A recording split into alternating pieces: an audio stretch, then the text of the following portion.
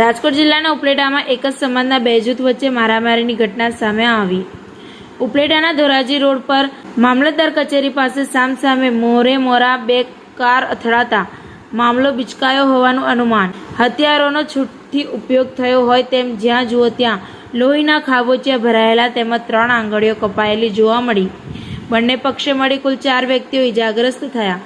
ઇજાગ્રસ્તોમાં દિલાવર ઓસમાન હિંગોરા અને તેનો પુત્ર મોહસિન દિલાવર હિંગોરા બંનેને ગંભીર ઇજાઓ પહોંચી, જ્યારે સામા પક્ષે યાસીન ઉર્ફે અકારી હારૂનભાઈ કટારિયા તેમજ તેનો ભાઈ સમીર હારૂનભાઈ કટારિયાને પણ ઇજાઓ પહોંચી। ઇજાગ્રસ્તોને સરકારી હોસ્પિટલ બાદ ખાનગી હોસ્પિટલમાં સારવાર અર્થે ખસેડવામાં આવ્યા। ઘટના સ્થળે તેમજ હોસ્પિટલ ખાતે મોટી સંખ્યામાં લોકટોળા ઉમટી પડ્યા।